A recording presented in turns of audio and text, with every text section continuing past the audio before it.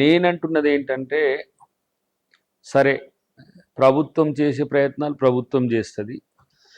వ్యక్తిగతంగా కూడా మనకు ఒక లక్ష్యం ఉండాలి.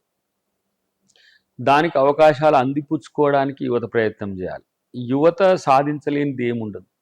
యువతకు అవకాశాలు ఇవ్వడానికి, తర్వాత ఏమంటాము, నిజాయితీతో కూడిన ఆలోచనలు ఉంటే ఆకాశమే హద్దుగా ఎదిగేయడానికి కూడా సందర్భాలు ఉంటాయి.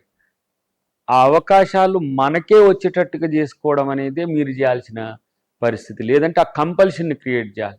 ఉద్యోగాలు రాకపోతే ఏ విధంగా రోడ్డు మీదకి వచ్చి ఉద్యోగాలు ఇవ్వాలని కొట్లాడుతున్నారో, రాజకీయ అవకాశాల్లోనూ ఇతరత్ర అవకాశాల్లోనూ ఉండాలి. మీరే రేపటి సమాజపు దిక్సూచి అయినప్పుడు అన్ని రకాల ఆలోచనలు పెంచడానికి ప్రయత్నం చేయాల్సిన అవసరం ఉంది.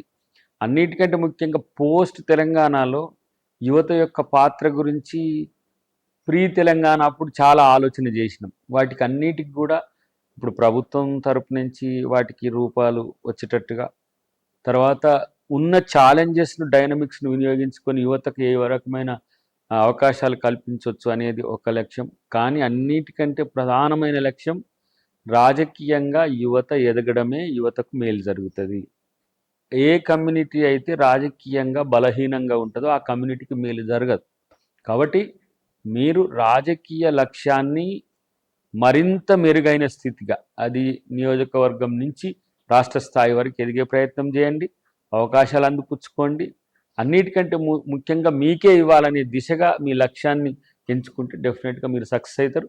మీరు సక్సెస్ అయితే 100 మందికి ఇన్స్పిరేషన్ అవుతారు. దానికి మా వంతు సహకారాన్ని కూడా అందిస్తామని చెప్పి తెలియజేస్తాం.